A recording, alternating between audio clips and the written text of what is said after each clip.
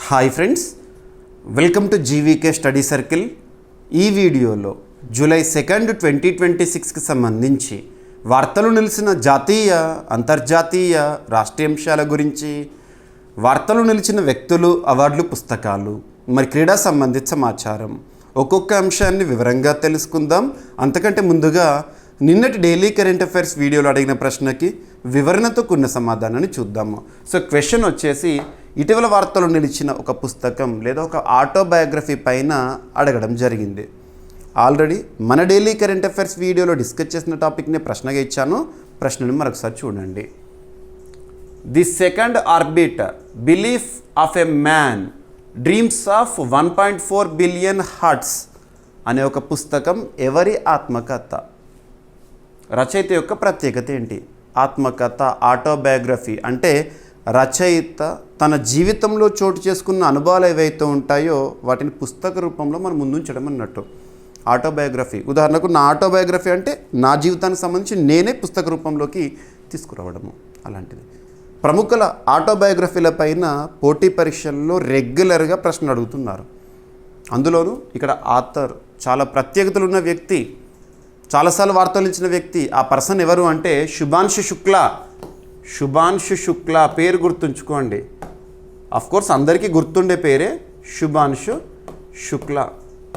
Last 2 to 3 years నుండి రెగ్యులర్గా రిపీటెడ్గా వార్తల్లో కనిపిస్తున్న వ్యక్తి శుభాంశు శుక్లా. భారత వ్యోమగామి, ఇండియన్ ఎయిర్ ఫోర్స్లో కూడా పైలట్. మరి లక్నోకు చెందిన శుభాంశు శుక్లా గారి యొక్క ఆత్మకథ, autobiography the second orbit, belief of a man, dreams of 1.4 billion hearts అనే ఒక పుస్తకం జూన్ 2026లో విడుదలైంది. మరి ఈ పుస్తకాన్ని ఎవరు విడుదల చేశారు, ఎవరి చేతుల మీదుగా ఈ పుస్తక ఆవిష్కరణ కార్యక్రమం జరిగింది అంటే ఇండియన్ ఎయిర్ ఫోర్స్ సంబంధించి IAF chief air marshal AP Singh గారి చేతుల మీదుగా పుస్తక ఆవిష్కరణ కార్యక్రమం అనేది రీసెంట్గా జరిగింది, గుర్తుపెట్టుకోండి. ఇకపోతే అభ్యర్థులకు చాలాసార్లు చెప్తున్నాను నేను, బుక్స్ అండ్ ఆథర్స్ ఈ సెగ్మెంట్ని చూస్తున్నాడు. పోటీ పరీక్షల కోణంలో పుస్తకాలపైన అడుగుతున్నారు కాబట్టి ఒక కాషన్, హెచ్చరిక ఏంటంటే పుస్తకం యొక్క కవర్ పేజ్ పైన ఏ లాంగ్వేజ్లో అయితే ఆ పుస్తకం యొక్క పేరు ఉంటుందో అదే లాంగ్వేజ్లో గుర్తుపెట్టుకోండి. ఎట్టి పరిస్థితుల్లోనూ ట్రాన్స్లేషన్ చేయకండి. ట్రాన్స్లేషన్ ఎర్రర్స్ కారణంగా మార్కులు కోల్పోయే ప్రమాదం ఉంది. At the same time author గురించి ఒక లైన్ చూడండి, పేరు, తన ప్రత్యేకత, మరి ఆ పుస్తకం యొక్క ప్రత్యేకత. మరి ఇది ఆత్మకథ అంటున్నాను, శుభాంశు శుక్లా గారి ఆత్మకథ అంటున్నాను. తన జీవితంలో చోటు చేసుకున్న కొన్ని కీలక ఘట్టాలను ఈ పుస్తకం ద్వారా మనకు తెలియజేస్తున్నారు. ఎందుకంటే యూత్కి, ఇప్పుడు కమింగ్ జనరేషన్కి ఒక ఇన్స్పిరేషన్ స్టోరీ ఉంటుంది తనది. స్పేస్కి చేరిన లేదా అంతరిక్షంలోకి వెళ్ళిన రెండవ భారతీయుడు మన శుభాంశు శుక్లా. ఆఫ్టర్ రాకేష్ శర్మ, శుభాంశు శుక్లా అంతరిక్షంలోకి వెళ్ళిన రెండవ భారతీయుడు. ఇక ఇంటర్నేషనల్ స్పేస్ స్టేషన్, అంతర్జాతీయ అంతరిక్ష కేంద్రానికి చేరుకున్న మొట్టమొదటి భారతీయుడు శుభాంశు శుక్లా. లాస్ట్ ఇయర్ మనం చూసాము 2025 సంవత్సరంలో. ఇక యాక్సియం 4 మిషన్, ఇవన్నీ కూడా మీకు ఐడియా ఉండి ఉంటుంది. ఇకపోతే 2026 జనవరి నెలలో సైనికులకు సంబంధించి లేదా సైన్య రంగానికి ఇచ్చే ఒక పురస్కారాల్లో అశోక చక్ర పురస్కార గ్రహీత తను. 2026 జనవరి మంత్ కరెంట్ అఫైర్స్లో మనం చూసాము. ఓకేనా, ఇవన్నీ ప్రత్యేకతలు తనకు సంబంధించి. ఇక మానవ సహిత అంతరిక్ష ప్రయోగం గగన్యాన్, ప్రతిష్టాత్మక ప్రాజెక్ట్ గగన్యాన్, అతి త్వరలో మనం చూడబోతున్నాం ఆ మిషన్ని. అందులో ఎంపికైన వ్యోమగాముల్లో మన శుభాంశు శుక్లా గారు ఒకరు. ఇలా చెప్పుకుంటూ పోతే తనకు సంబంధించిన చాలా ప్రత్యేకతలు ఉన్నాయి. ఓకేనా, సో ఇది తన ఆత్మకథ. తను వైమానిక దళంలో ఒక పైలట్గా ఎంపికైనప్పటి నుండి తన శిక్షణ విధానం ఎలా ఉండే, ఒక గొప్ప పైలట్గా ఎలా నన్ను నేను తీర్చిదిద్దుకోగలిగాను, మరియు వ్యోమగామిగా ప్రపంచం నన్ను గుర్తించింది అని చెప్పేసి చాలా విషయాలను ఇన్స్పిరేషనల్ స్టోరీగా మన ముందుకు తీసుకొచ్చారు. అదే the second orbit, belief of a man, dreams of 1.4 billion hearts అనే ఒక పుస్తకం యొక్క ప్రత్యేకత, శుభాంశు శుక్లా గారి ఆత్మకథ. సో తన ప్రత్యేకతలు చెప్పాను నేను, రైట్. సో రీసెంట్గా బుక్ లాంచింగ్ ప్రోగ్రామ్ అనేది న్యూస్లో ఉంది. ఓకేనా, ది సెకండ్ ఆర్బిట్ పుస్తకాన్ని విడుదల చేసిన air chief marshal Amarpreet Singh గారు, రైట్. సో ఇక శుభాంశు శుక్లా గారికి సంబంధించిన ప్రత్యేకతలు మీకు ఒక స్లైడ్ రూపంలో చూపించాను. First Indian to visit the international space station, అంతర్జాతీయ అంతరిక్ష కేంద్రాన్ని పర్యటించిన మొట్టమొదటి భారతీయుడు. మరియు second Indian in space after Rakesh Sharma. గుర్తుపెట్టుకోండి, రాకేష్ శర్మ అంతరిక్షానికి వెళ్ళాడు కానీ అంతరిక్ష కేంద్రానికి వెళ్ళలేదు. గుర్తుపెట్టుకోండి, అక్కడే డిఫరెన్స్. చాలామంది కన్ఫ్యూజ్ అవుతారు, మరి రాకేష్ శర్మ గారు ఉన్నారు కానీ చెప్పారు. రాకేష్ శర్మ గారు స్పేస్లోకి వెళ్ళారు. Shubhanshu Shukla space, at the same time international space station కూడా వెళ్ళారు. ఓకేనా. Mission pilot for Axiom 4 mission Shubhanshu Shukla. ఓకేనా, ఎనఫ్ అడగవచ్చు.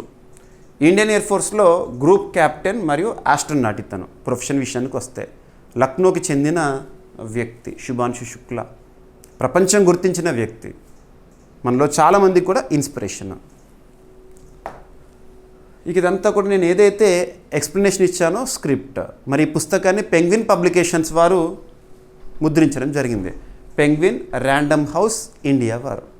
ఓకేనా, ఎనఫ్ అడగవచ్చు. యువతకు స్ఫూర్తినివ్వడం ఈ పుస్తకం యొక్క ప్రత్యేకత. ఇక యాక్సియం 4 మిషన్లో ఆయన పాత్రకు గుర్తుగా 2026 గణతంత్ర దినోత్సవం సందర్భంగా ఆయనకు భారత అత్యున్నత శాంతికాల శౌర్య పురస్కారము అశోక చక్రని ప్రదానం చేయడం జరిగింది. ఓకేనా, గుర్తుపెట్టుకోండి. ఎగ్జామినేషన్ పాయింట్ ఆఫ్ వ్యూలో అడగవచ్చు. సో ఈ పాయింట్స్ అన్నీ కూడా మీకు పోటీ పరీక్షల కోణంలో ఇంపార్టెంట్. ఎనఫ్.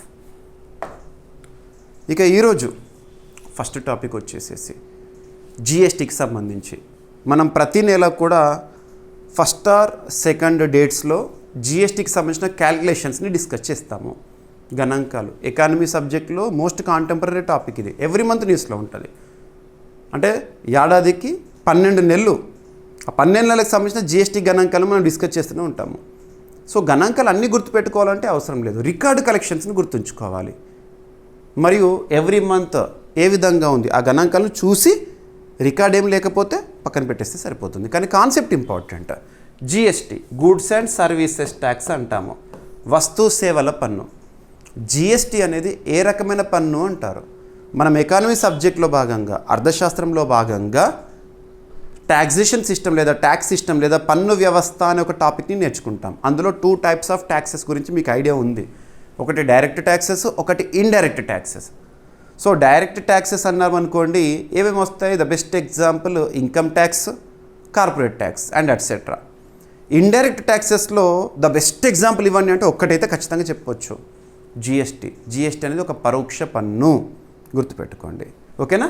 మరి అటువంటి జిఎస్టీని ఇండైరెక్ట్ ట్యాక్స్గా మనం చూస్తున్నాం. జిఎస్టీని మన భారతదేశంలో అమల్లోకి తీసుకురావడానికి దేశంలోనే అత్యున్నత చట్టమైన రాజ్యాంగాన్ని సవరించడం జరిగింది. రాజ్యాంగ సవరణ జరిగింది జిఎస్టీ కోసము. ఏ రాజ్యాంగ సవరణ చట్టం అంటారు?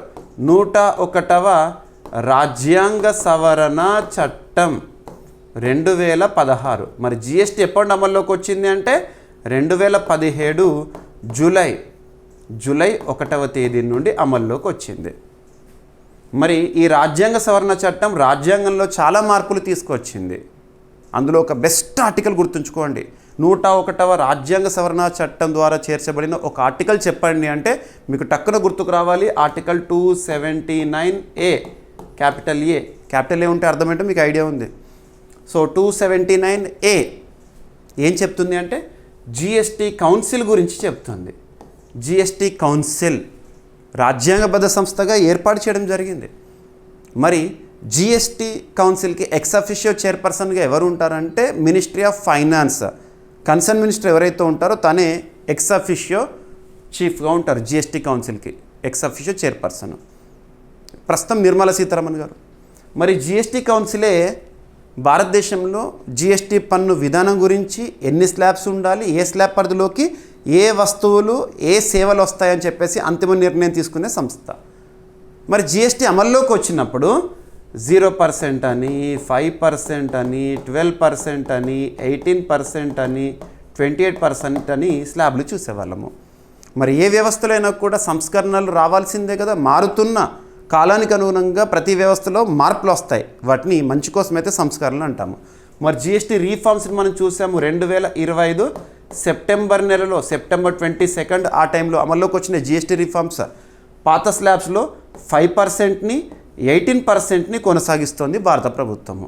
దాంతోపాటు 40%ని కూడా జోడించారు, గుర్తుపెట్టుకోండి. ఓకేనా.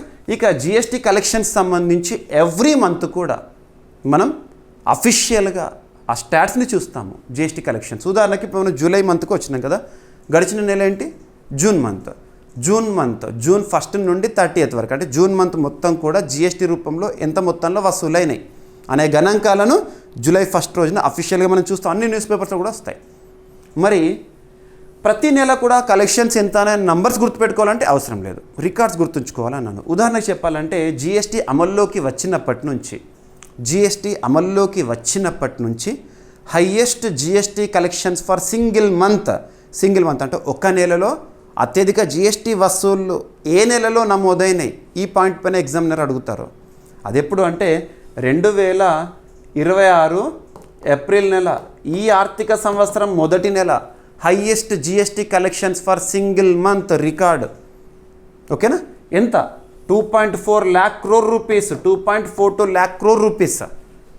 అంటే ఒక నెలలో 2.4 లక్షల కోట్ల రూపాయలు జిఎస్టీ రూపంలో వసూలు అవుతున్నాయి అన్నట్టు. మరి ఇంకొక పాయింట్ కూడా గుర్తుంచుకోవాలి. గడిచిన ఆర్థిక సంవత్సరం ఏంటిది? 2025-26 ఆర్థిక సంవత్సరం కదా. 2025 ఏప్రిల్ 1 నుంచి 2026 మార్చి 31 వరకు ఆర్థిక సంవత్సరంలో మొత్తం జిఎస్టీ రూపంలో ఎంత వసూలైనాయి అంటే 22.27 lakh crore రూపీస్. ఈ పాయింట్ కూడా గుర్తుపెట్టుకోవాలి. ఎవ్రీ ఫినాన్షియల్ ఇయర్ ముగియగానే ఆ గణాంకాలు అప్డేట్ చేసుకోవాలి. The stats in the economy are not at all static, they are dynamic, they are volatile.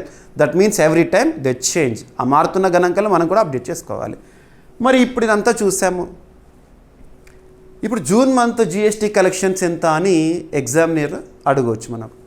1.9 lakh crore rupees. మరి గుర్తుంచుకోవాలంటే అవసరం లేదు, ఎందుకంటే ఎటువంటి రికార్డు కూడా హయ్యెస్ట్ కానీ లోయెస్ట్ కానీ ఏది కూడా లేదు. జస్ట్ చూడండి, పక్కన పెట్టండి. కానీ దీనికి సంబంధించి ఎవ్రీ మంత్ మాత్రం జిఎస్టీ కలెక్షన్స్ మనం అబ్జర్వ్ చేస్తూ ఉండాలి. ఓకేనా. ఎనఫ్. సో 2026 జూన్ నెలలో దేశంలోని స్థూల వస్తు మరియు సేవల పన్ను వసూళ్లు 1.94 lakh crore రూపీస్ దాటినాయి. అధికారిక గణాంకాల ప్రకారం జిఎస్టీ వసూళ్లు 1,94,812 కోట్ల రూపాయలు నమోదై 2025 జూన్తో కంపేర్ చేస్తున్నాము. ఆ నెలలో 1,71,105 crore రూపీస్తో పోలిస్తే 13.9% వృద్ధి నమోదైందంట. అంటే ఏం లేదు, 2026 జూన్ మంత్ కలెక్షన్స్ని 2025 జూన్ మంత్ కలెక్షన్స్తో మనం కంపేర్ చేస్తున్నాం. అలా కంపేర్ చేస్తే అప్పటి సంవత్సరంతో పోలిస్తే, ఆ నెలతో పోలిస్తే ఈ సంవత్సరం 13.9% వృద్ధి సాధించిందంట. ఈ పెరుగుదలకు ప్రధాన కారణం దిగుమతులపై వచ్చిన జిఎస్టీ ఆదాయం గణనీయంగా పెరగడము. దిగుమతులపై జిఎస్టీ వసూళ్లు 34.6% పెరిగి 60,038 కోట్ల రూపాయలకు చేరుకున్నాయి. ఓకేనా. ఇక జిఎస్టీకి సంబంధించిన బేసిక్ పాయింట్స్ ఇవన్నీ కూడా. ఓకేనా. ఇదంతా కూడా మీకు ఇందాక ఓవరాల్గా ఎక్స్ప్లెయిన్ చేశాను. One nation one tax, enough. ఇక నెక్స్ట్ యూపీఐ. ఈ యూపీఐ రిలేటెడ్ టాపిక్స్ని కూడా రెగ్యులర్గా మనం చూస్తున్నాం కరెంట్ ఎకానమీలో భాగంగా. UPI unified payments interface. మనం డిజిటల్ ట్రాన్సాక్షన్స్ లేదా ఆన్లైన్ ట్రాన్సాక్షన్స్కి ఒక బేస్ ఇది. ఈరోజు చూడండి వ్యవస్థ, మనం ఒక చిన్న షాప్కి వెళ్ళి లేదా ఒక టీ స్టాల్కి వెళ్ళి టీ తీసుకున్నా కూడా 10 రూపాయలైనా 20 రూపాయలైనా ఎక్కడైనా చేంజ్ లేదంటే 5 రూపాయలైనా కూడా మనం స్కాన్ చేస్తున్నాము. చిన్న మొత్తాన్ని కూడా మనం స్కాన్ ద్వారా యూపీఐ పేమెంట్ ద్వారా చేసేస్తున్నాము. మరి అటువంటి యూపీఐ భారతదేశంలో డిజిటల్ ఇన్ఫ్రాస్ట్రక్చర్లో కీలకము. ఇండియాస్ డిజిటల్ ఇన్ఫ్రాస్ట్రక్చర్లో యూపీఐ అనేది మెయిన్ బేస్. ఓకేనా. మరి యూపీఐ ఆధారంగానే గూగుల్ పే, ఫోన్పే ఇలాంటివన్నీ కూడా జరుగుతున్నాయి. మరి భారతదేశానికి సంబంధించిన ఈ టెక్నాలజీని వివిధ దేశాలు అడాప్ట్ చేసుకుంటున్నాయి. అందులో చాలా దేశాలు, ఫ్రాన్స్ దేశం కానివ్వండి, రీసెంట్గా కంబోడియా గురించి చూసాము. మరియు రీసెంట్గా జూన్ 27 నుంచి 29 వరకు భారత ప్రధాని నరేంద్ర మోదీ గారి సీషెల్స్ దేశ పర్యటన సందర్భంగా యూపీఐ గురించి ఒప్పందం జరిగింది. ఈ ఇయర్ ఎండింగ్లో కల్లా యూపీఐ అనేది ఆ దేశంలో కూడా అమల్లోకి వస్తుందని చెప్పేసి అలా చెప్పుకుంటూ పోతే ఇప్పుడు గ్రీస్ ఇంకొక దేశము. ఒక్కసారి చూడండి, ఇప్పటివరకు ప్రపంచంలో యూపీఐ ఈ డిజిటల్ ఇన్ఫ్రాస్ట్రక్చర్ భారతదేశానికి సంబంధించి ఏ దేశంలో అమల్లోకి వచ్చింది. సో ఇక్కడ గణాంకాలు 2026 జూన్ మంత్ వరకు. సో ఇక్కడ అబ్జర్వ్ చేస్తే ఫస్ట్ చూడండి గ్రీస్, ఇప్పుడు రీసెంట్ కంట్రీ, ఇంకా సీషెల్స్లో అమల్లోకి రాలేదు, గుర్తుపెట్టుకోండి. సో గ్రీస్ ఇప్పుడు టాపిక్ అదే. Next France, Singapore, Mauritius, United Arab Emirates, Nepal, Bhutan, Qatar, Sri Lanka, Cambodia, గుర్తుపెట్టుకోండి. సో ఈ దేశాల్లో యూపీఐ అనేది ఇప్పటికే అమల్లోకి వచ్చింది. ఇక వెయిటింగ్ సీషెల్స్లో కూడా అమల్లోకి రాబోతోంది.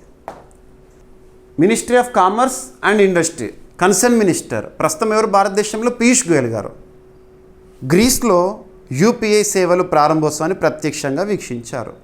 మరి యూపీఐని అభివృద్ధి చేసిన వారు ఎవరు? మన భారతదేశానికి సంబంధించి National Payments Corporation of India యూపీఐని అభివృద్ధి చేసింది, రెగ్యులేటెడ్ బై ఆర్బీఐ.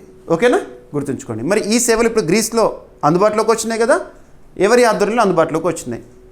ఈ సేవలు యూరో బ్యాంక్ మరియు జాతీయ చెల్లింపుల సంస్థ అంతర్జాతీయ చెల్లింపుల లిమిటెడ్ మధ్య వ్యూహాత్మక భాగస్వామ్యం ద్వారా ప్రారంభించబడ్డాయి.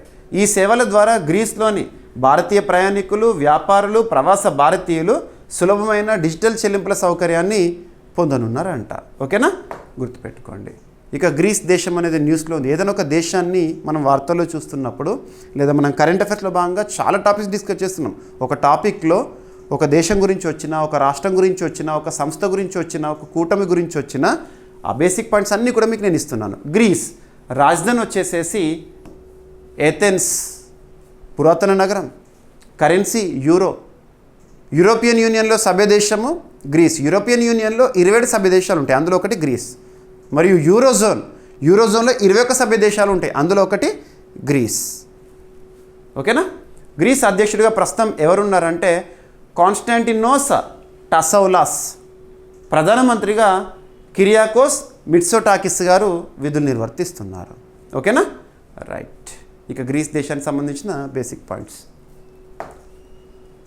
So National Payments Corporation of India, International Payments Limited ఆధ్వర్యంలోనే గ్రీస్లో ఈ సేవలు అందుబాటులోకి వచ్చినాయి.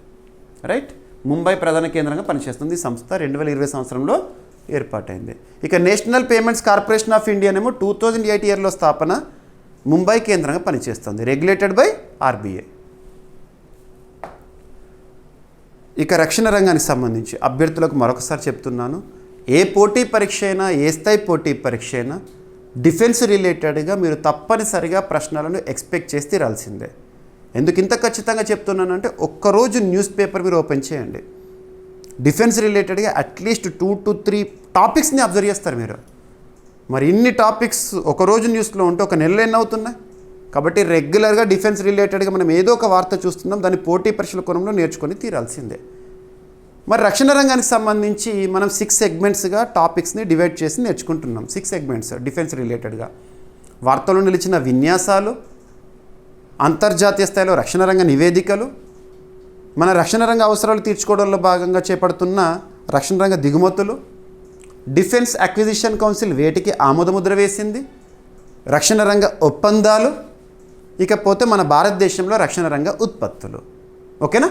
సో ఇక్కడ అబ్జర్వ్ చేస్తే రక్షణ రంగానికి సంబంధించి కొత్త బెటాలియన్ని ఏర్పాటు చేయడం జరుగుతుందంట. బెటాలియన్స్ని డ్రోన్లకు సంబంధించి పర్యవేక్షణ, డ్రోన్లకు సంబంధించి సంపూర్ణ నియంత్రణ కానివ్వండి, డ్రోన్ సేవలను మరింత విస్తృతం చేయడానికి కానివ్వండి, బెటాలియన్స్. ఆ బెటాలియన్స్కి ఏం పేరు పెట్టారంటే boss battalion. Boss battalion Indian ఆర్మీలో ఇటీవల కాలంలో బాస్ బెటాలియన్ న్యూస్లో ఉంది. వీరి యొక్క సేవలు దేనికోసమో డ్రోన్స్. సో మారుతున్న కాలానికి అనుగుణంగా ప్రతి వ్యవస్థలో మార్పులు వస్తున్నాయి. ఇక డ్రోన్ల యొక్క సేవలు విస్తృతమవుతున్నాయి. ప్రతి రంగంలో కూడా డ్రోన్ల యొక్క సేవలు మనం చూస్తున్నాం. వ్యవసాయ రంగంలో కానివ్వండి, ఇప్పుడు రక్షణ రంగంలో కూడా. ముఖ్యంగా లాస్ట్ ఇయర్ అబ్జర్వ్ చేస్తే 2025 మే నెలలో ఆపరేషన్ సింధూర్, ఆ సమయంలో డ్రోన్స్ యొక్క సేవలు అనేవి చాలా మనం చూసాము. ఒక మాటలో చెప్పాలంటే మన భారతదేశానికి సంబంధించిన డ్రోన్ సేవలను పక్కన పెట్టేస్తే పాకిస్తాన్ ఎక్కువగా తుర్కీ నుండి డ్రోన్లను తీసుకొని మన పైన అటాక్ వచ్చింది. కాబట్టి రానున్న రోజుల్లో డిఫెన్స్ పరంగా డ్రోన్ల యొక్క సేవలు మరింత విస్తృతం కాబోతున్నాయి. ఇక రక్షణ రంగంలో ముఖ్యంగా ఇండియన్ ఆర్మీలో డ్రోన్ సేవల కోసం ప్రత్యేకంగా ఒక బెటాలియన్ని ప్రారంభించబోతోంది ఇండియన్ ఆర్మీ. ఆ బెటాలియన్స్ పేరేంటంటే బాస్ బెటాలియన్. ఇక రక్షణ రంగానికి సంబంధించి ఇటీవల చాలా నియామకాలు మనం చూసాము. మనకు త్రివిధ దళాలు ఉన్నాయి. Indian army, Indian navy, Indian air force. Indian army చీఫ్గా ఉపేంద్ర ద్వివేది గారు ఉండే తన పదవి వివరణ చూసాము. నూతన ఆర్మీ చీఫ్గా ధీరజ్ సేత్ గారు వచ్చారు. ఇక ఇండియన్ నేవీకి సంబంధించి దినేష్ కే త్రిపాఠి గారు ఉండే మే మంత్ చివరిలో రిటైర్. తన స్థానంలో కృష్ణ స్వామినాథన్ గారు వచ్చారు. ఇండియన్ ఎయిర్ ఫోర్స్ ప్రస్తుత ఎయిర్ మార్షల్ ఏపీ సింగ్ గారు విధులు నిర్వర్తిస్తున్నారు. ఇక త్రివిధ దళాలకు సంబంధించిన సమన్వయాధికారి ఎవరు? CDS, chief of defence staff. ప్రస్తుతం భారతదేశంలో 3వ సిడిఎస్ గారు విధుల్లో ఉన్నారు. ఎన్ఎస్ రాజా సుబ్రహ్మణ్య గారు ఎవరి స్థానంలో అమల్లోకి వచ్చారు? తను విధుల్లోకి వచ్చారు గతంలో ఉన్న అనిల్ చౌహాన్ గారి స్థానంలో. లింక్ చేసుకోండి. ఇక రక్షణ రంగానికి సంబంధించి ఇంకొక నియామకాన్ని చూసాం మనం.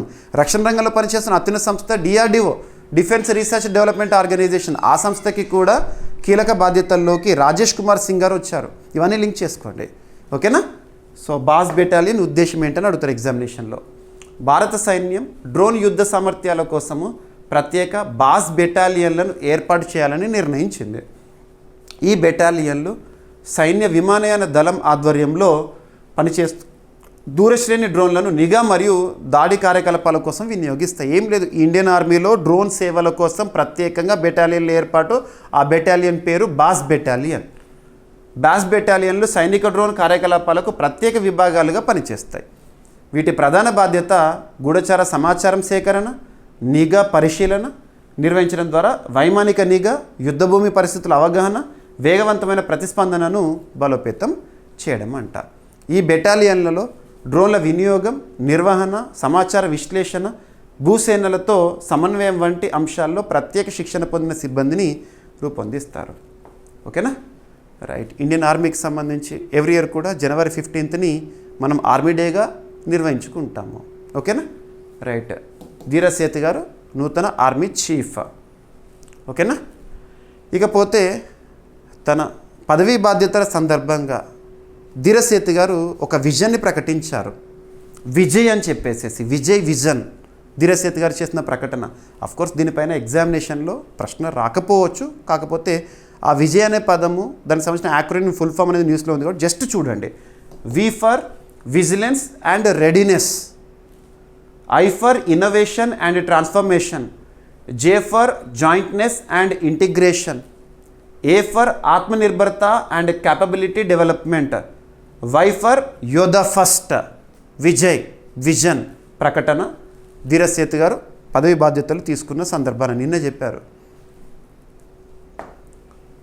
ఇక నెక్స్ట్ ఉత్తరాఖండ్ రాష్ట్రానికి సంబంధించి ఇటీవల ఉత్తరాఖండ్ రాష్ట్రం రెగ్యులర్గా న్యూస్లోకి వస్తుంది. దేశంలోనే మొట్టమొదటి అని చెప్పేసి చాలా టాపిక్స్ మనం చూసాము. రాజ్యాంగంలోని దేశంలోని అత్యున్నత చట్టమైన రాజ్యాంగంలోని ఆర్టికల్ 44 యూనిఫామ్ సివిల్ కోడ్ని అమల్లోకి తీసుకొచ్చిన మొట్టమొదటి రాష్ట్రం ఉత్తరాఖండ్ రాష్ట్రము. సంస్కృత భాష అభివృద్ధి కార్యక్రమాలు అనగానే ఉత్తరాఖండ్ రాష్ట్రము. ఇకపోతే ఉత్తరాఖండ్ రాష్ట్రంలోని కొన్ని ప్రాంతాలు కాలాపాని, లిపుల్ లేక్, లింపియాదురా ఇటువంటివి తరచూ వార్తల్లోకి వస్తున్నాయి.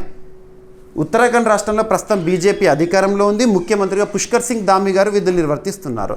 సో ఉత్తరాఖండ్ రాష్ట్ర ప్రభుత్వం తీసుకున్న నిర్ణయం ఏంటంటే రాష్ట్ర వ్యాప్తంగా ఉత్తరాఖండ్ రాష్ట్రంలో ఉన్న ప్రతి మద్రసా బోర్డుని లేదా ఉత్తరాఖండ్ రాష్ట్రంలో ఉన్న మద్రసా బోర్డుని రద్దు చేస్తూ ఉత్తరాఖండ్ రాష్ట్ర ప్రభుత్వం తీసుకున్న నిర్ణయం. మద్రసా బోర్డు అంటే రాష్ట్రంలో మద్రసాలు ఉంటాయి కదా. మద్రసాలు అంటే ఏంటంటే ముఖ్యంగా ముస్లిమ్స్కి సంబంధించి వాళ్ళ మతపరమైన పాఠాలు చెప్పే సంస్థలు అని చెప్పవచ్చు. రిలీజియస్ టీచింగ్ అనేది అందులో ఉంటుంది. ఉదాహరణకు ముస్లిమ్స్లో మద్రసా ఎలా అయితే ఉంటుందో హిందూస్లో అగ్రహారాలు అనేవి ఉంటాయి అట్లా. ఓకేనా? ముస్లిమ్స్ మతపరమైన పాఠశాలలు మద్రసాలు వాటన్నిటిని నియంత్రించేది బోర్డు, మద్రసా బోర్డు. దాన్ని రద్దు చేసింది ఉత్తరాఖండ్ రాష్ట్ర ప్రభుత్వము. మరి మద్రసాల్లో ఇప్పటి నుండి ఏం టీచ్ చేయాలి అంటే సిలబస్ పాఠ్య ప్రణాళికలో భాగంగా and at the same time ప్రభుత్వం ఇచ్చిన గైడ్లైన్స్ని ఖచ్చితంగా ఫాలో అవ్వాల్సి ఉంటుందని చెప్పారు. ఓకేనా? అలా భారతదేశంలో మద్రసా బోర్డుని రద్దు చేసిన మొట్టమొదటి రాష్ట్రంగా ఉత్తరాఖండ్ రాష్ట్రం ఈరోజు ప్రత్యేకంగా న్యూస్లో ఉంది. ఓకేనా? మద్రసా విద్యా మండలిని రద్దు చేసిన ఉత్తరాఖండ్ రాష్ట్ర ప్రభుత్వం మద్రసా బోర్డుని రద్దు చేస్తూ ఉత్తరాఖండ్ ప్రభుత్వము ఉత్తరాఖండ్ మద్రసా విద్యా మండలిని లేదా బోర్డుని రద్దు చేస్తూ కీలక నిర్ణయం తీసుకుంది. ఈ నిర్ణయం జూలై 1 నుంచి అమల్లోకి వచ్చింది, నిన్నటి నుంచే. మద్రసా విద్యా మండలిని రద్దు చేసిన దేశంలోని తొలి రాష్ట్రంగా ఉత్తరాఖండ్ న్యూస్లో ఉంది. కొత్త విధానం ప్రకారం గుర్తింపు పొందిన మద్రసాలను సాధారణ పాఠశాలలుగా పరిగణిస్తారంట. గుర్తింపు పొందిన అన్ని మద్రసాలు రాష్ట్ర మైనారిటీ విద్యా సంస్థల ప్రాధికార సంస్థ పరిధిలోకి వస్తాయి. ఇక మైనారిటీ ఎడ్యుకేషనల్ ఇన్స్టిట్యూట్స్ అంటే మీకు ఆర్టికల్ 2930 గుర్తుకు రావాలి. ఈ సంస్థ గుర్తింపు, పరిపాలన, పాఠ్యాంశాలు అభివృద్ధిని పర్యవేక్షిస్తుందంట. ఓకేనా? సో నమోదిత మద్రసాలు ఎన్సీఆర్టీ ఆధారిత పాఠ్యాంశాన్ని అనుసరించి నేషనల్ ఎడ్యుకేషన్ పాలసీ 2020 ప్రమాణాలకు అనుగుణంగా విద్యను అందించాలి మద్రసాలు. ఓకేనా? గుర్తుపెట్టుకోండి. నేషనల్ ఎడ్యుకేషన్ పాలసీ 2020 అమల్లోకి వచ్చింది జూలై 29, 2020. ఇక మతపరమైన విద్యతో పాటు విజ్ఞాన శాస్త్రం, గణితం, కంప్యూటర్ శాస్త్రం వంటి ఆధునిక విషయాలను కూడా బోధించాలి. సాధారణ పాఠశాలకు వర్తించే అన్ని నిబంధనలు మద్రసాలకు కూడా వర్తిస్తాయి. నిర్దేశించిన విద్యా ప్రమాణాలను పాటించని మద్రసాలపై ప్రభుత్వం చర్యలు తీసుకుంటుంది. రాష్ట్రంలో సుమారు 500 అనుమతి లేని మద్రసాలు గుర్తించబడ్డాయి. ప్రభుత్వ అనుమతి పొందని లేదా నిబంధనలు పాటించని మద్రసాలను మూసివేస్తారంట. ఓకే, సో ఉత్తరాఖండ్ రాష్ట్రానికి సంబంధించిన బేసిక్ పాయింట్స్. ఉత్తరాఖండ్ రాష్ట్ర ఏర్పాటు 2000 సంవత్సరం నవంబర్ 9. రాజధాని డెహ్రాడూన్ మరియు బైర్సైన్ అంటాం. సో ముఖ్యమంత్రి వచ్చేసేసి పుష్కర్ సింగ్ ధామి గారు ఉన్నారు. గవర్నర్ వచ్చేసేసి గుర్మిత్ సింగ్ గారు. ఓకేనా? ఇక నేషనల్ ఎడ్యుకేషన్ పాలసీ 2020, రైట్.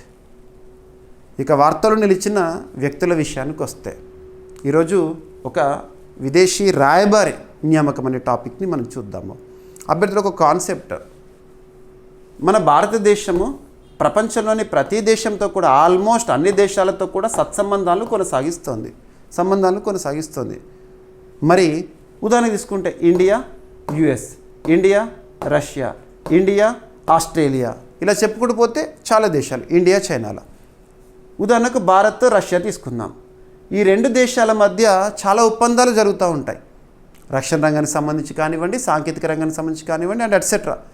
మరి ఈ రెండు దేశాల మధ్య ఒప్పందాలు జరుగుతున్నప్పుడు ఆ ఒప్పందాల పర్యవేక్షణ చూసుకునేందుకు రాయబారులు ఉంటారు. రాయబారులు భారతదేశం నుండి రష్యాలో ఒకరు ఉంటారు, రష్యా నుంచి వాళ్ళ రిప్రజెంటేటివ్ మన ఇండియాలో ఉంటారు. అలా ప్రపంచంలోని ప్రతి దేశంలో కూడా భారత రాయబారి ఉంటారు, మన రిప్రజెంటేటివ్.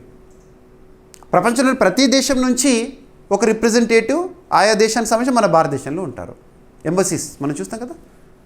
మరి కొన్ని దేశాలనేమో అంబాసిడర్ అనే పదాన్ని వాడతాము, కొన్ని దేశాలకేమో హై కమిషనర్ అనే పదాన్ని వాడతాము. ఎందుకు అంటే హై కమిషనర్ అనే పదాన్ని కామన్వెల్త్ కంట్రీస్లో వాడతాము. ఓకే, కామన్వెల్త్ కంట్రీస్ అంటే ఏంటి? ఒకప్పుడు బ్రిటిష్ వారు పరిపాలించిన కాలనీస్ ఏవైతే ఉంటాయో స్వాతంత్రం వచ్చిన తర్వాత అవన్నీ ఒక కూటమిగా ఏర్పడ్డాయి, కామన్వెల్త్ కూటమి అని చెప్పేసేసి. మరి భారత్ కామన్వెల్త్ కూటమి అంటే 1949లో చేరింది. ఈ కామన్వెల్త్ కంట్రీస్లో హై కమిషనర్ అనే పదాన్ని వాడతాం రాయబారులకి.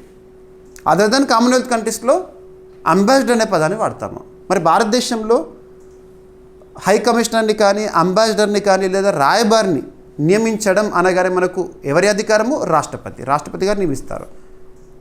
మరి ఒక రాయబారిగా నియమించబడాలంటే వాళ్ళకు ఉండాల్సిన అర్హత IFS, Indian foreign services senior అధికారులు ఉంటారు కదా, అలా రాయబారుల నియామకం గురించి మనం చూస్తూ ఉంటాము. కానీ రీసెంట్గా మనం అబ్జర్వ్ చేయండి, భారతదేశం నుంచి బంగ్లాదేశ్కి రాయబారిగా, హై కమిషనర్గా ఐఎఫ్ఎస్ అధికారి కాదు, ఎవరు? ఒక రాజకీయ నాయకుడు, మాజీ కేంద్ర మంత్రి, వెస్ట్ బెంగాల్ రాష్ట్రానికి చెందిన వ్యక్తి దినేష్ త్రివేది గారు నియమితులయ్యారు. అటువంటి పాయింట్స్ మీరు ప్రత్యేకంగా చూడాలి. ఇకపోతే ఇక్కడ భారత తదుపరి మలేషియా హై కమిషనర్గా, రాయబారిగా సోమనాథ్ ఘోష్ గారి నియామకం. ఈ కంటెక్స్ట్లోనే ఈ కాన్సెప్ట్ చెప్పాను. హై కమిషనర్ అంటే బ్రిటిష్ కాలనీ అన్నప్పుడు ఒకప్పుడు మలేషియా అనేది కామన్వెల్త్ కూటమిలోని ఒక దేశము, గుర్తుంచుకోండి. ఆ కామన్వెల్త్ కూటమిలోని దేశాల మధ్యనే కామన్వెల్త్ గేమ్స్ జరుగుతాయి సింపుల్గా. ఓకేనా? సో భారత ప్రభుత్వం సోమనాథ్ ఘోష్ గారిని మలేషియాకి భారత తదుపరి హై కమిషనర్గా నియమించింది. సోమనాథ్ ఘోష్ 1997 బ్యాచ్కు చెందిన ఇండియన్ ఫారిన్ సర్వీసెస్ ఆఫీసర్. ప్రస్తుతమైన అమెరికాలోని చికాగోలో భారత కాన్సుల్ జనరల్గా పనిచేస్తున్నారు. మినిస్ట్రీ ఆఫ్ ఎక్స్టర్నల్ అఫైర్స్ వారు దీనికి సంబంధించిన అఫీషియల్ ఇన్ఫర్మేషన్ రిలీజ్ చేశారు ఈ నియామకానికి సంబంధించి. ప్రస్తుతం మినిస్ట్రీ ఆఫ్ ఎక్స్టర్నల్ అఫైర్స్ లేదా విదేశీ వ్యవహారాల శాఖ మంత్రి ఎవరు? సుబ్రహ్మణ్యం జయశంకర్ గారు. రైట్. ఇక మలేషియా దేశం ఇక్కడ మనము టాపిక్లో భాగంగా చూసాం కాబట్టి ఆ దేశానికి సంబంధించిన బేసిక్ పాయింట్స్. మలేషియా క్యాపిటల్ వచ్చేసేసి కౌలాలంపూర్, పరిపాలన రాజధాని పుత్రజయ, కరెన్సీ వచ్చేసి మలేషియన్ రింగిట్, అక్కడ రాజుగా సుల్తాన్ ఇబ్రహీం ఇస్కందర్ గారు ఉన్నారు. మలేషియా ప్రైమ్ మినిస్టర్గా అన్వర్ ఇబ్రహీం గారు విధులు నిర్వర్తిస్తున్నారు. ఇక స్పోర్ట్స్కి సంబంధించి లాస్ ఏంజలీస్ 2028 విశ్వ క్రీడలు, ఒలింపిక్ క్రీడలు లాస్ ఏంజలీస్ వేదికగా కదా, మరి అందులో క్రికెట్ని కూడా మనం చూడబోతున్నాం. లాస్ ఏంజలీస్ 2028 ఒలింపిక్స్కి నేరుగా అర్హత సాధించింది మన భారత మహిళల జట్టు. నెట్ రన్ రేట్ ఎక్కువగా ఉండడం కారణంగా శ్రీలంక కంటే ఎక్కువగా ఉంది. మరి ఇక్కడ అబ్జర్వ్ చేస్తే ఒక్కొక్క ఖండం నుండి రిప్రజెంటేషన్ ఉంటుంది. మన ఆసియా ఖండం నుండి నేరుగా ఇండియా స్థానాన్ని కైవసం చేసుకుంది రీసెంట్గా. ఓకేనా? So first qualifiers India women's cricket team, మహిళల జట్టు, it becomes one of the first teams to qualify for loss Angeles 2028 Olympics, భారత మహిళా క్రికెట్ జట్టు. ఓకేనా? మరి అంతర్జాతీయ స్థాయిలో క్రికెట్ క్రీడను నిర్వహించేది, నియంత్రించేది ఎవరు? ICC, International Cricket Council. 1909లో స్థాపన, దుబాయ్ కేంద్రంగా పనిచేస్తుంది. ఐసీసీకి ప్రస్తుతం చీఫ్గా లేదా చైర్పర్సన్గా మన భారతీయుడు జైషా గారు విధులు నిర్వర్తిస్తున్నారు. ఐసీసీ చరిత్రలో అత్యంత పిన్న వయస్కుడు. 2024 డిసెంబర్లో పదవిలోకి వచ్చారు. 2026 జూన్లో అంతర్జాతీయ క్రికెట్ మండలి, ఇంటర్నేషనల్ క్రికెట్ కౌన్సిల్, ఇంగ్లాండ్లో జరిగిన మహిళల T20 ప్రపంచ కప్ లీగ్ దశ ముగిసిన అనంతరం భారత మహిళల జట్టు లాస్ ఏంజలీస్ 2028 ఒలింపిక్ క్రీడలకు నేరుగా అర్హత సాధించినట్లు ప్రకటించారు. ఐసీసీ అర్హత విధానం ప్రకారం ఆసియా, ఆఫ్రికా, యూరప్, ఓషియానియా ఖండాలకు తలో ఒక ప్రత్యక్ష అర్హత స్థానం కేటాయించబడింది. హర్మన్ప్రీత్ కౌర్ నాయకత్వంలోని భారత మహిళల జట్టు నెట్ రన్ రేట్ ఆధారంగా శ్రీలంక కంటే మెరుగైన స్థానం సాధించి ఆసియాకు కేటాయించిన ఏకైక డైరెక్ట్ ఎంట్రీని సాధించింది. ఇక క్రికెట్ సంబంధించి 1900 సంవత్సరం తర్వాత 1900 ప్యారిస్ ఒలింపిక్స్ తర్వాత దాదాపు 128 సంవత్సరాల తర్వాత క్రికెట్ మళ్ళీ ఒలింపిక్ క్రీడల్లో చోటు దక్కించుకుంది. చూడబోతున్నాం 2028 లాస్ ఏంజలీస్ విశ్వ క్రీడలు ఒలింపిక్స్లో క్రికెట్ని. ఓకేనా? అందులో భారత్ ప్రాతినిధ్యము, మహిళల జట్టు సంబంధించి. లాస్ ఏంజలీస్ 2028 ఒలింపిక్స్లో పురుషులు, మహిళలకు విడివిడిగా T20 క్రికెట్ పోటీలు నిర్వహించబడతాయి. ప్రతి విభాగంలో 6 జట్లు పాల్గొంటాయి. ప్రతి జట్లో 15 మంది సభ్యులు ఉంటారు. జట్లను 3 జట్ల చొప్పున 2 గ్రూపులుగా విభజిస్తారంట. అనంతరం స్వర్ణ పథకం మరియు కాంస్య పథకం కోసం పోటీలు నిర్వహిస్తారు. ఓకేనా? మొత్తం 28 క్రికెట్ మ్యాచ్లు నిర్వహించబడతాయంట. అన్ని మ్యాచ్లు అమెరికాలోని కాలిఫోర్నియా స్టేట్ పొమానాలో ప్రత్యేకంగా నిర్మించిన మైదానంలో 2028 జూలై 12 నుంచి 29 వరకు జరుగుతాయంట. So enough. ఇక ఈరోజు ప్రశ్న, సీషెల్స్ దేశ అధికారిక పర్యటన సందర్భంగా భారత ప్రధానమంత్రి నరేంద్ర మోదీ గారు made in India fast patrol వెజల్ని సీషెల్స్ కోస్ట్ గార్డ్కి అందజేశారు, బహుమానంగా అందజేశారు. ఆ నౌక పేరేంటి? దాన్ని తయారు చేసిన సంస్థే ఇది, మన గిఫ్ట్గా ఇచ్చాము. ఓకేనా? దాని పేరు ఆల్రెడీ మన డైలీ కరెంట్ అఫైర్స్ వీడియోలో డిస్కస్ చేసిన టాపిక్ ఇది. ఓకేనా? ఇక ఈరోజు టాపిక్స్ని క్విక్ రివిజన్ చేస్తే, నిన్నటి డైలీ కరెంట్ అఫైర్స్ వీడియోలో అడిగిన ప్రశ్నకి కంప్లీట్ ఎక్స్ప్లెనేషన్ ఇచ్చాను. GST collections for the month of June. ఇక గ్రీస్లో, ఐరోపా ఖండంలోని ఒక దేశంలో యూపీఐ సేవల ప్రారంభము. డ్రోన్ యుద్ధ సామర్థ్యాల కోసం భారత సైన్యంలో బాజ్ బెటాలియన్లను ఏర్పాటు. ఉద్దేశం ఏంటి? పేరేంటి? మద్రసా విద్యా మండలిని రద్దు చేసిన ఉత్తరాఖండ్ రాష్ట్ర ప్రభుత్వము.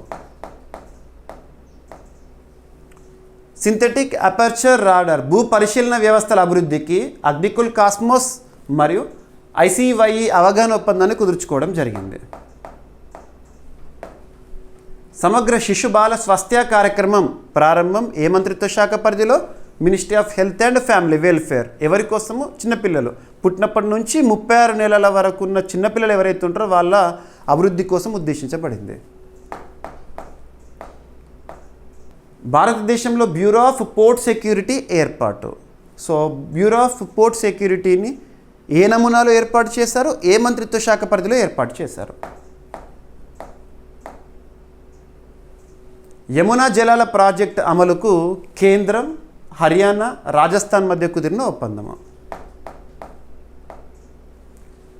డిబెంచర్ ట్రస్టీల నియంత్రణ వ్యవస్థ సమీక్షకు నిపుణుల కార్యాచరణ బృందాన్ని ఏర్పాటు చేసిన సెబీ సంస్థ. ఎంఎస్ఎంఈల మద్దతుగా కార్పొరేట్ మిత్ర పథకాన్ని ప్రారంభించిన మినిస్ట్రీ ఆఫ్ కార్పొరేట్ అఫైర్స్ ఉద్దేశం ఏంటి? Bharat AI and cyber innovation హబ్ని ఏర్పాటు చేయనున్న ఎస్బీఐ లైఫ్, ఐఐటి బాంబే ఒప్పందము. ఇక భారత తదుపరి మలేషియా హైకమిషనర్గా సోమ్నాథ్ ఘోష్ గారి నియామకము.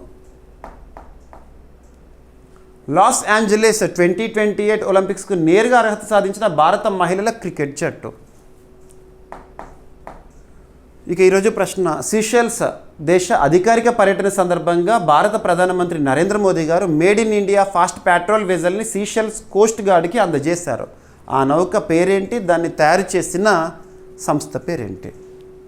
అభ్యర్థులు ప్రతిరోజు మన డైలీ కరెంట్ అఫైర్స్ వీడియో చూడండి, మీకు ప్రతిరోజు అందిస్తున్నాను. ఓకేనా?